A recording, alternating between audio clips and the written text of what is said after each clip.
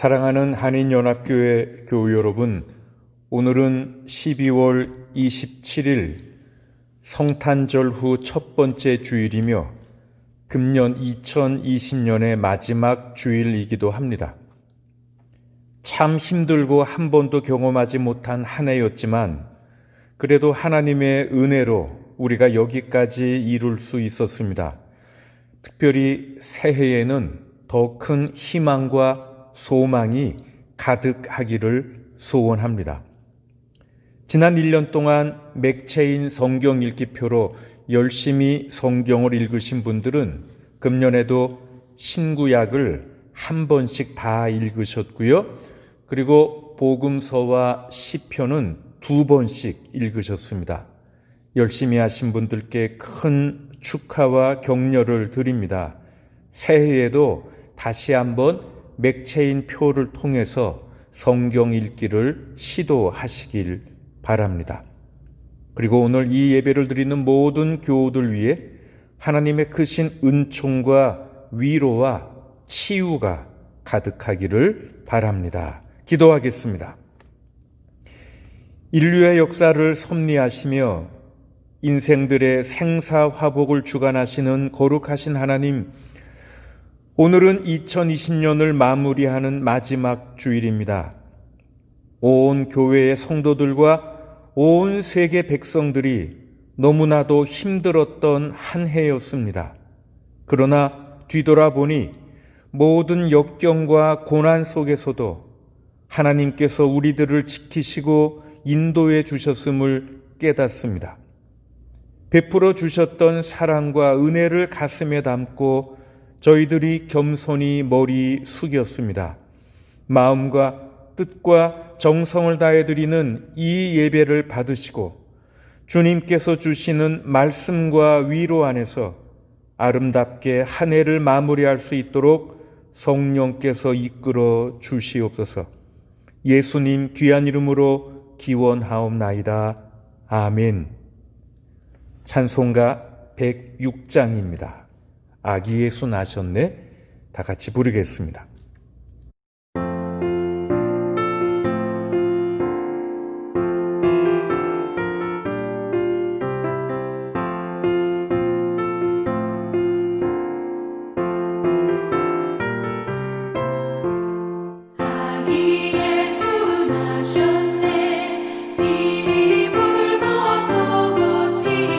주를 찬양하여라. 아기 예수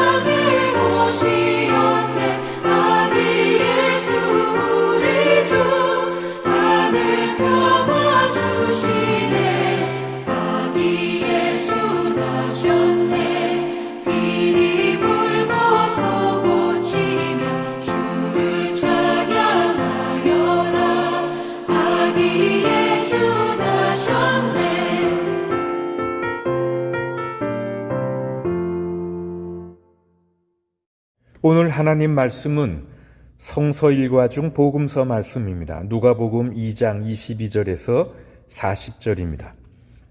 모세의 법대로 그들이 정결하게 되는 날이 차서 그들은 아기를 주님께 드리려고 예루살렘으로 데리고 올라갔다. 그것은 주님의 율법에 기록된 바 어머니의 태를 처음 여는 산의 아이마다 주님의 거룩한 사람으로 불릴 것이다 한 대로 한 것이요. 또 주님의 율법에 이르신 바 산 비둘기 한 쌍이나 어린 집 비둘기 2마리를 드려야 한다 한 대로 희생 제물을 드리기 위한 것이었다.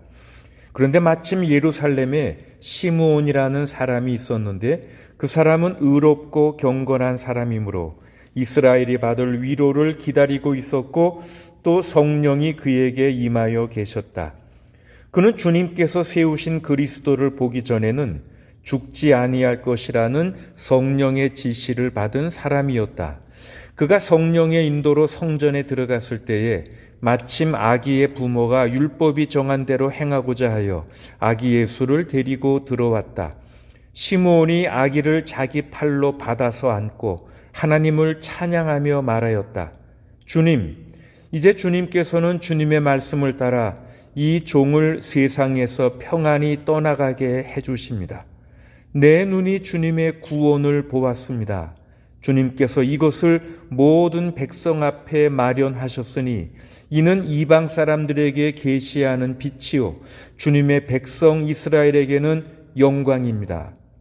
아기의 아버지의 어머니는 시므온이 아기에 대하여 하는 이 말을 듣고서 이상하게 여겼다. 시므온이 그들을 축복한 뒤에 아기의 어머니 마리아에게 말하였다.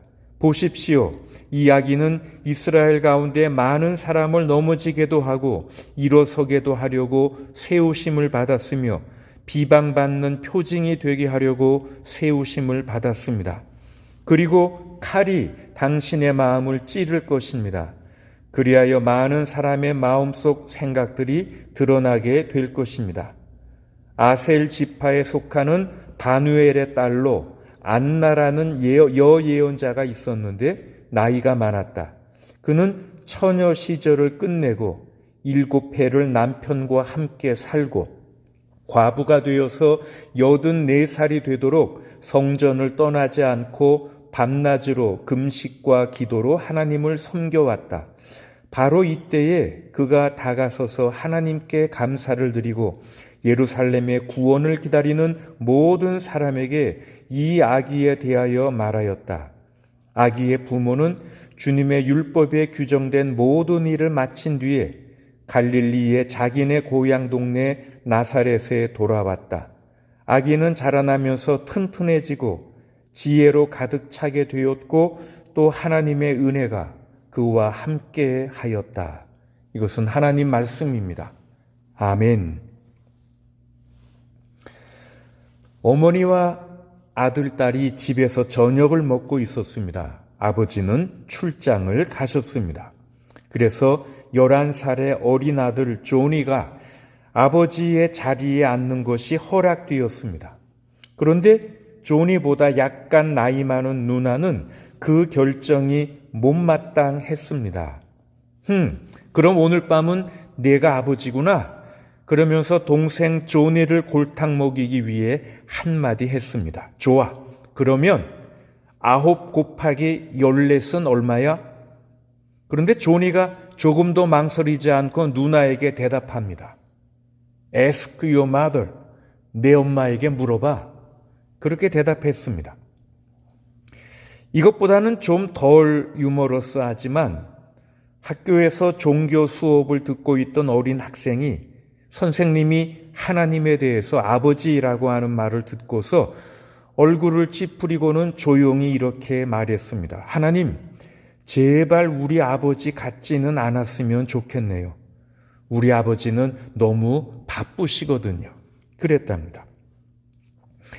성탄절 다음 주일은 어떤 기독교 전통에서는 홀리 패밀리 주일로 지킵니다.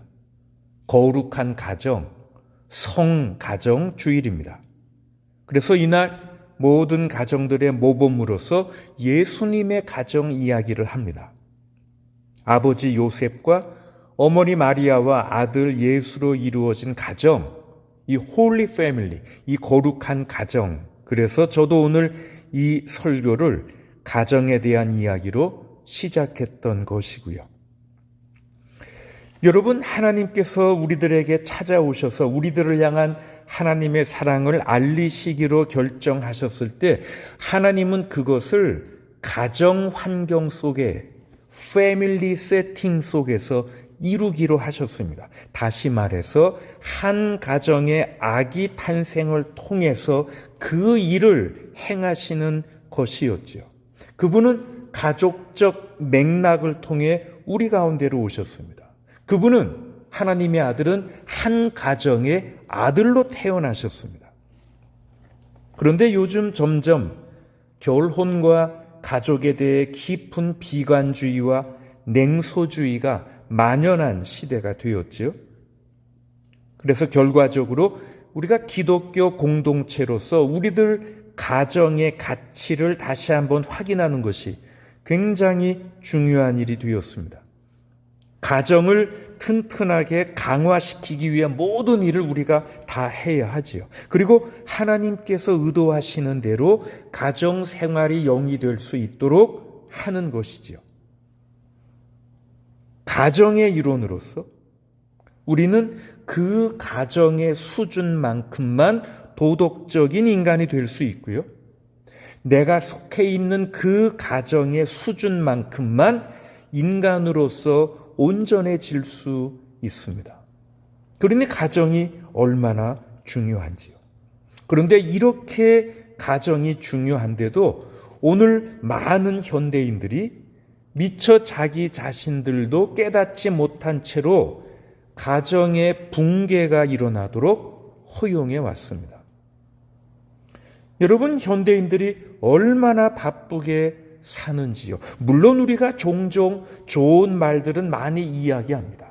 가정에서도 이래면 좋겠다, 저래면 좋겠다, 좋은 말들을 많이 이야기하지요. 그러나 그것이 우리가 좋은 가정의 구성원이 되기 위해 시간과 노력을 들여야 할 책임을 덜어주지는 못합니다. 여러분, 우리들이 다 기독교 공동체로서 우리들은 당연히 결혼의 가치와 가정이 하나님의 위대한 선물이고 은혜임을 자각해야 합니다. 그러나 이것만이 하나님의 은혜가 작용하는 유일한 방법은 아닙니다. 때때로 가정이 당장 가능하지 않을 때 하나님은 다른 방법을 찾으십니다. 우리들이 주위를 둘러보면 혼자 사는 분들도 많이 있습니다. 오랫동안 직계 가족이 없는 경우들도 많이 있습니다. 결과적으로 기독교인으로서 우리들은 가정이나 직계 가족의 가치를 긍정할 뿐 아니라 아울러 신앙의 가족으로서의 교회 교우들의 가치도 긍정합니다. 이건 그냥 피상적으로나 상징적으로 그렇다는 것이 아니라 문자적으로도 교회의 교우들은 한 가족이나 다름이 없는 것입니다. 성경은 우리들이 예수 그리스도께 예스라고 할 때 우리는 한 가족, 패밀리의 일원이 되는 것이고요. 절대로 그 이전처럼 홀로 있지 않게 될 것이라고 말합니다. 우리들에게 새로운 가족, 새로운 신앙의 식구들이 생긴 것이죠. 그래서 저는 혼자 계시는 모든 분들에게, 직계 가족이 없는 분들에게 말씀드립니다. 여러분 모두가 다 사랑받고 있습니다. 여러분도 가족이 있습니다. 여기 패밀리가 있습니다. 우리 교우들, 우리 모임이, 우리 교회가 한 신앙의 가정입니다. 만약에 우리들이 어린 자녀들 중 한 명에게 기독교 가정의 그림을 그려보라고 요청하면 우리들은 사회학자들이 핵가족이라고 이름을 붙인 그런 단체 그림을 얻게 되겠지요. 엄마와 아빠 그리고 한두 명의 아이들로 구성된 그런 아주 핵가족 그림일 것입니다. 그야말로 뉴클리어 패밀리인 거지요. 그런데 3, 4세대 전만 해도 가족 단체 사진에는 할아버지와 할머니가 포함되어 있었을 것이고요. 어쩌면 삼촌이나 이모, 심지어 한두 명의 사촌들까지 끼어 있었을 것입니다. 현대사회가 교회로 계속 뻗어나가는 도시의 확장과 더불어서 대가족을 해체시켰죠. 그래서 이제 할머니, 할아버지는 더 이상 매일매일 일상의 장면에 있지 않습니다. 어린아이들 입장에서 보면 그냥 할머니, 할아버지, 이모, 삼촌은 그냥 매일매일 일상이 아니라 특별한 장면에서만 등장하는 그런 사람들인 거지요. 핵가족 양식이 더 좋은 것이냐 아니면 대가족 제도가 더 좋은 것이냐, 우리가 어떤 것을 더 선호해야 하는지에 대해 성경에 특별한 말씀은 없습니다. 예수님이 특별히 언급한 내용도 없어요. 다만 우리들은 예수님의 탄생 이야기와 그 이후의 사건에서 예수님의 가정, 우리들이 보통 거룩한 가정이라고 하는 이 홀리 패밀리에 대해서 좀 알 수 있습니다. 예수님이 태어나신 후에 마태복음을 보면 예수님 어린 시절에 예수님 가정이 이집트로 잠시 피해서 간 기록을 볼 수 있습니다. 그리고 나사렛으로 돌아와서 그 가정의 가장인 요셉이 그의 작은 가족을 정착시킨 것을 알고 있죠. 그리고 오늘 누가복음 본문으로부터 우리는 예수님이 그 당시 유대인의 규례대로 8일 만에 할례를 받으셨고, 그리고 어머니 마리아가 산모로서 정결 예식을 치를 때 부모님들에 의해서 예루살렘 성전에 올라가신 것을 볼 수 있습니다. 그래서 오늘 본문 21절부터 보시면 여드레가 차서 아기에게 할례를 행할 때 그 이름을 예수라고 하였다. 이것은 아기가 수태되기 전에 천사가 일러준 이름이다. 모세의 법대로 그들이 정결하게 되는 날이 차서 그들은 아기를 주님께 드리려고 예루살렘으로 데리고 올라갔다. 여러분, 구약 율법에 의하면 자녀를 낳은 산모는 누구든지 의식적으로 부정한 자로 규정되어 있습니다.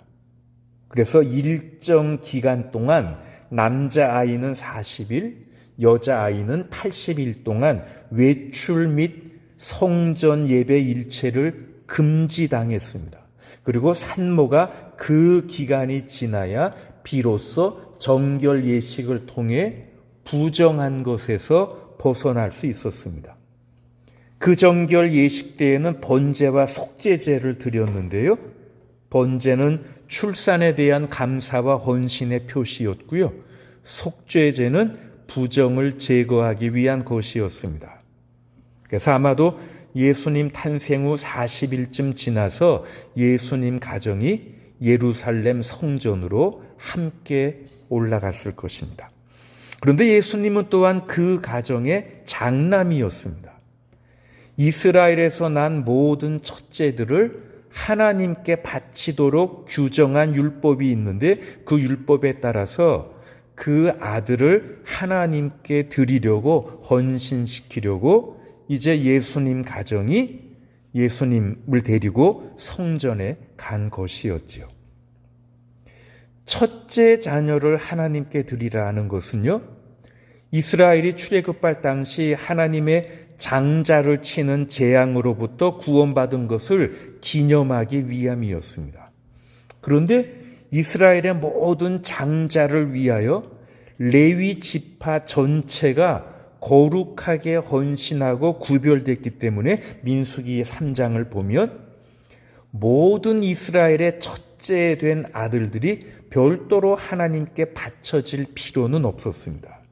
그래서 민수기 3장을 계속 보시면 대신에 이스라엘 장자들은 그들의 생명을 속하는 속전을 5세겔씩 성전에 바치고 예물을 드려서 자신들이 첫째로 하나님께 봉헌된 것을 상징적으로 표시했습니다. 아마 그래서 예수께서도 요셉과 마리아의 장자니까 장자로서 하나님께 드려진 것이죠. 그래서 그런 것들을 하기 위해 지금 이 거룩한 가정, 이 홀리 패밀리가 예루살렘 성전으로 갔습니다.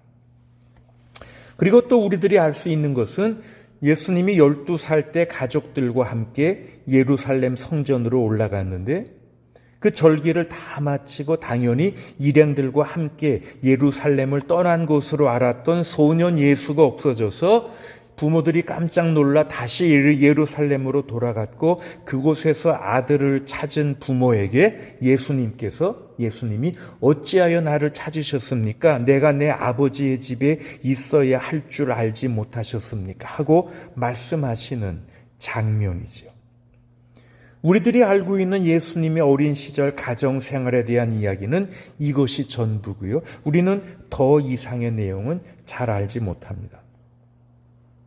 그 후 복음서에서 예수님께서 활동하셨을 때 한 예수님이 30쯤 되셨었고요. 그리고 마태복음 8장 20절을 보면 예수님이 여우도 굴이 있고 하늘을 나는 새도 보금자리가 있지만 인자는 머리 둘 곳이 없다라고 하신 것을 보아서는 예수님은 일종의 방랑 생활을 하신 것 같았고요. 더군다나 예수님은 결혼하지 않으셨습니다. 그러니까 가정이 없으셨죠. 그러나 그럼에도 불구하고 예수님은 우리에게 행복한 가정의 비밀을 밝혀주셨습니다. 마태복음 12장 50절을 보면 하늘에 계신 내 아버지의 뜻을 따라 사는 사람이 곧 내 형제요 자매요 어머니다 하셨습니다.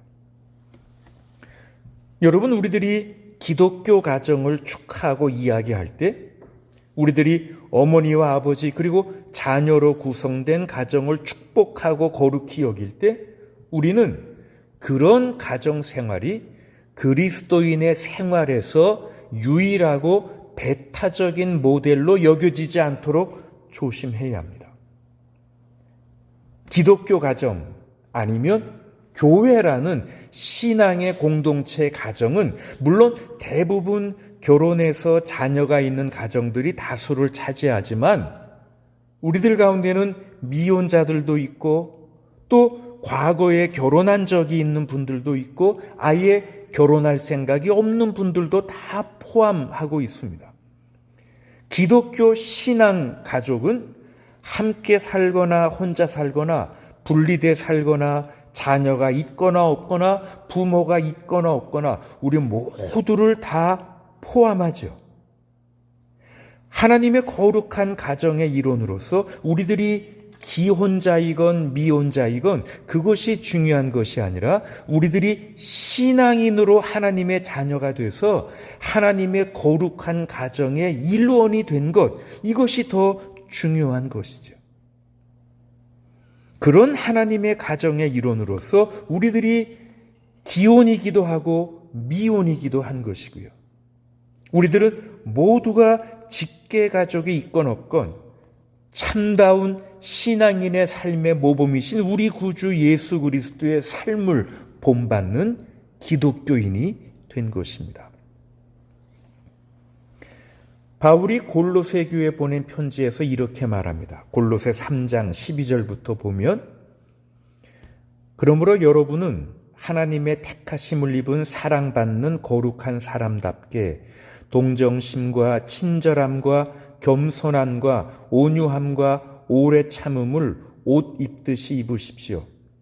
누가 누구에게 불평할 일이 있더라도 서로 용납하여 주고 서로 용서하여 주십시오.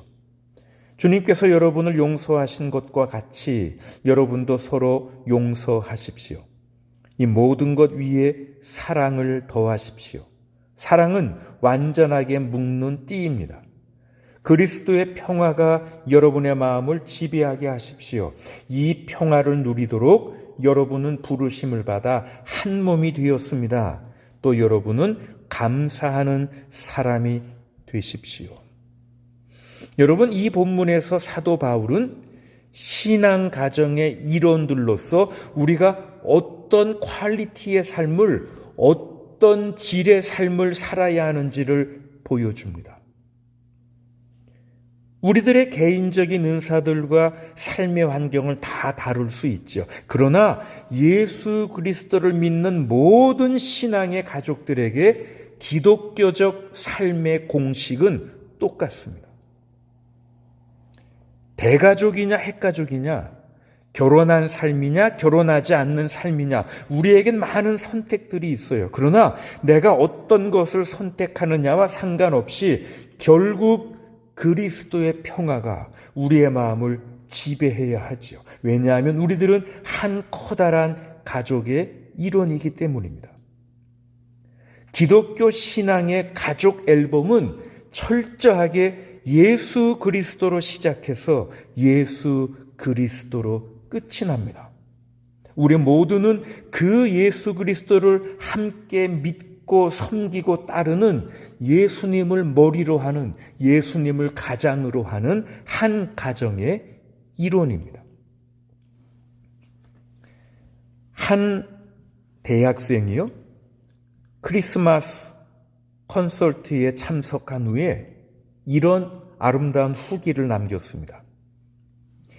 내가 강당 뒤편의 의자에 앉았을 때 내 옆 의자에 앉아있던 한 노인이 그의 아들이 저 합창단의 테너라고 말하기 시작했습니다.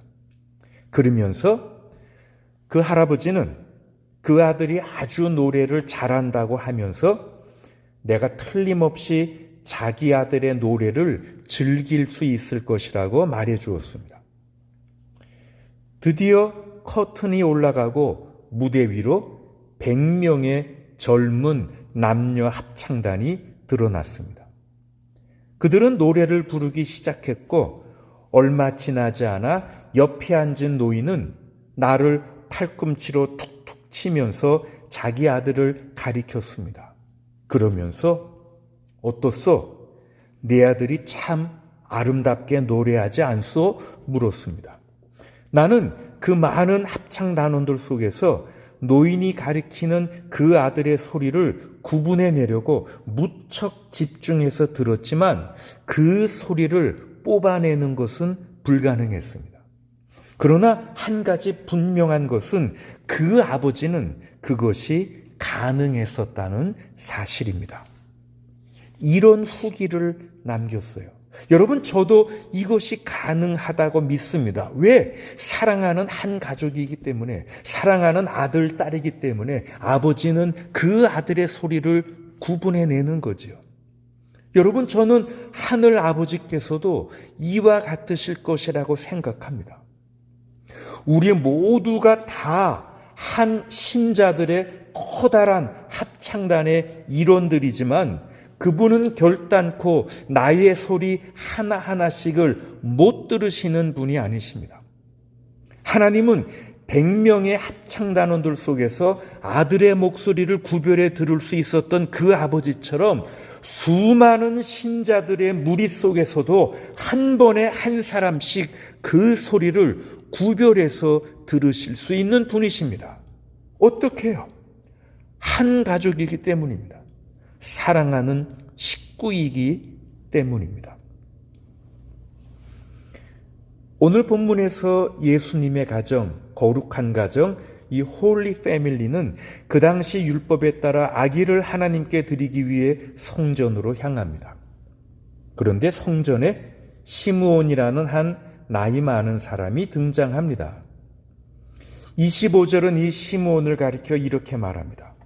그런데 마침 예루살렘에 시므온이라는 사람이 있었는데 그 사람은 의롭고 경건한 사람이므로 이스라엘이 받을 위로를 기다리고 있었고 또 성령이 그에게 임하여 계셨다.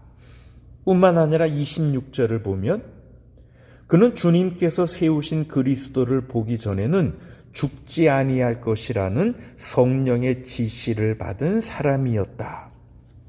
시므온은요, 메시아를 직접 볼 때까지 살겠다는 하나님의 약속을 늘 염두에 두고 있던 사람이었습니다. 그런데 성령의 인도로 성전에 들어갔다가 마침 성전에 온 아기 예수의 가정을 만납니다.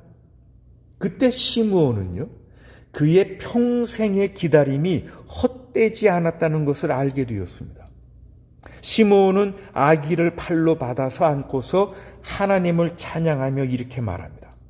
주님, 이제 주님께서는 주님의 말씀을 따라 이 종을 세상에서 평안히 떠나가게 해주십니다.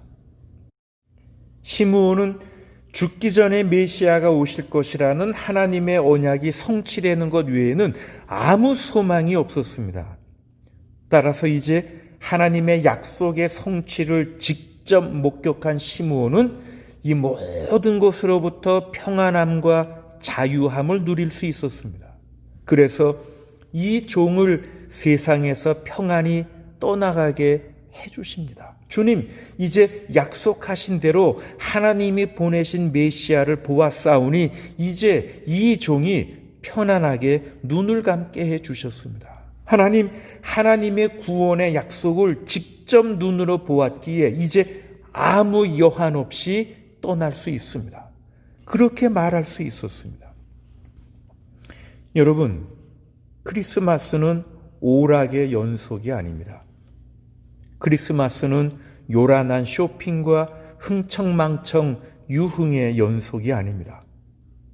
크리스마스의 우리 눈은 마치 시므온이 아기를 통해서 하나님의 약속된 구원과 메시아를 본 것처럼 하나님이 온 세상을 위해 준비하신 구원을 보았고 그것이 거룩한 가정의 맥락에서 패밀리 세팅, 가정 환경 속에서 우리에게 주어진 것을 우리가 보았습니다. 이렇게 하나님께서 어둠과 절망 속에 살던 인간들에게 다가오셔서 우리들을 향한 하나님의 사랑을 알리시기로 작정하셨을 때 하나님께서 그것을 가정 환경 속에서 이루셨기에 메시아가 어린 아기의 모습으로 인간 가정의 세팅 속에서 오셨기에 크리스마스는 한편으로 우리로 하여금 진정한 가정의 가치를 발견하라는 요청이기도 합니다. 사랑하는 연합교회 교우 여러분, 여러분들의 가정이 하나님 보시기에 아름답고 복된 가정이 되기를 바랍니다. 우리 예수님의 말씀과 인격 위에 든든하게 세워지는 가정, 세상의 시험과 비바람 앞에서도 견고하게 서 있는 그런 가정이 되기를 바랍니다. 그러나 혹시 이렇게 인간 사회를 구성하는 그런 가정은 없을지라도 우리에겐 또 다른 가정이 있습니다. 바로 신앙의 가정입니다. 교우들로 이루어진 믿음의 가정입니다. 이 가정은 얼마나 소중하고 귀한 것입니까? 이 가정 생활을 잘 하기 위한 가정 생활 공식을 제가 다시 한번 더 소개하면서 오늘 말을 맺겠습니다. 그러므로 여러분은 하나님의 택하심을 입은 사랑받는 거룩한 사람답게 동정심과 친절함과 겸손함과 온유함과 오래 참음을 옷 입듯이 입으십시오. 누가 누구에게 불평할 일이 있더라도 서로 용납하여 주고 서로 용서하여 주십시오. 주님께서 여러분을 용서하신 것과 같이 여러분도 서로 용서하십시오. 이 모든 것 위에 사랑을 더하십시오. 사랑은 완전하게 묶는 띠입니다. 그리스도의 평화가 여러분의 마음을 지배하게 하십시오. 이 평화를 누리도록 여러분은 부르심을 받아 한 몸이 되었습니다. 또 여러분은 감사하는 사람이 되십시오. 아멘. 찬송가 593장입니다.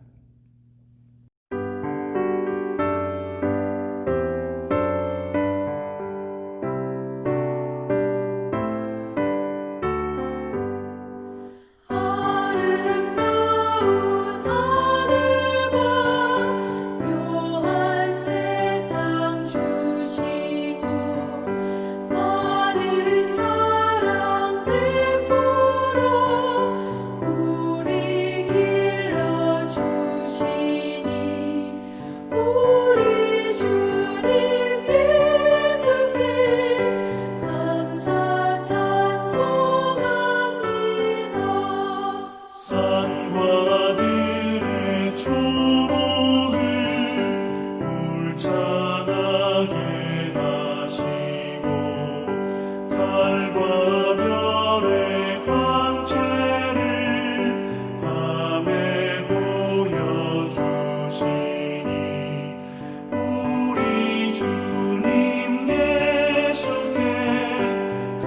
감사 찬송합니다. 눈과 귀를 밝히사 마음과 뜻이 합하고 신기하게 움직여 묘한 조화 이루니 우리 주님 예수께 감사 찬송합니다.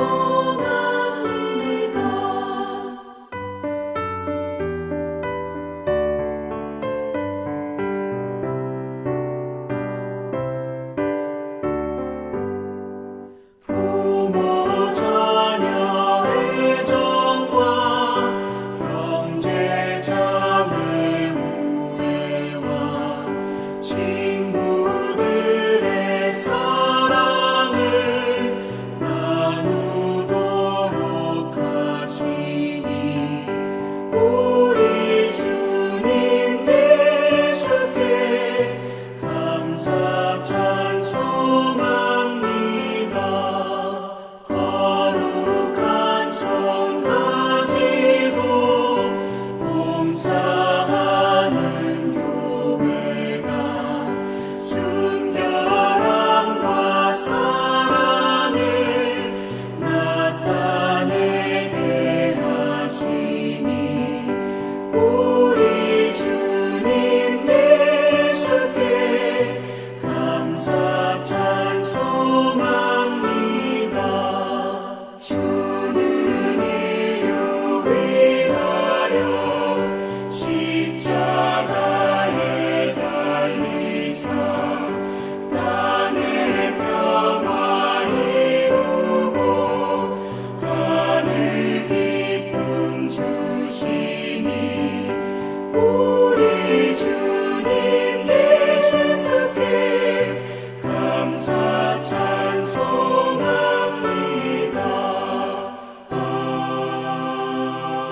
아멘.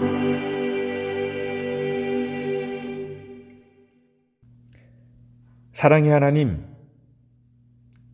지난해는 참으로 힘들고 어려운 한 해였습니다. 한 번도 경험해보지 못한 일들 앞에서 놀라며 당황했던 시간들이었습니다. 그러나 아주 쓰러지지 않게 하심을 감사합니다. 고난과 어려움 속에서도 주님의 은혜를 발견할 수 있었습니다. 아니, 고통이 있어서, 어려움이 있어서, 환난이 있어서 자신을 돌아볼 수 있었습니다. 그리고 더욱 주님께로 나아갈 수 있었습니다. 이제 2020년 마지막 주일 예배를 드리며 새해 하나님이 주실 약속과 희망을 바라봅니다.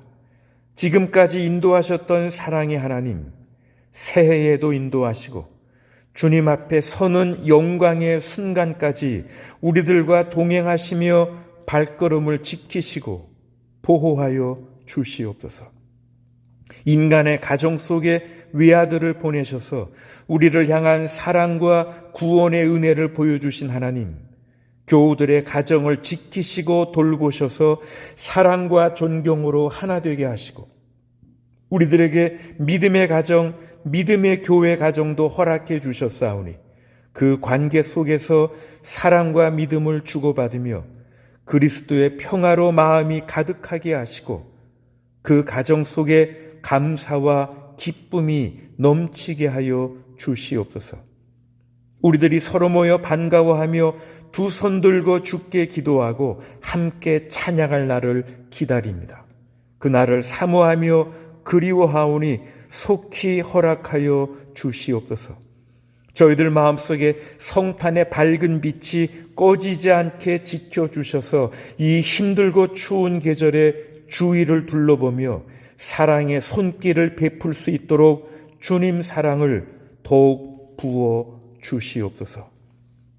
지금은 우리 주 예수 그리스도의 은혜와 아버지 하나님의 크신 사랑과 성령 하나님의 사귐과 인도하심과 치유하심이 우리의 귀한 가정을 아름답게 여기고 위해서 노력하며 믿음의 가정, 신앙의 가정을 위해 헌신하고 충성하며 주의 도우심을 구하는 사랑하는 모든 교우들 위해 지금부터 영원토록 함께 하시기를 간절히 축원하옵나이다.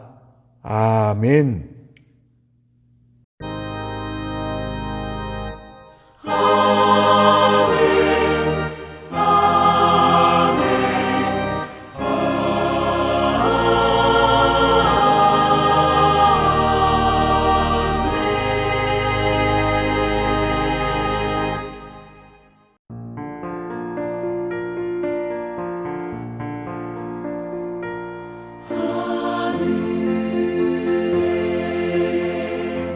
계신 아버지 이름 거룩하사 주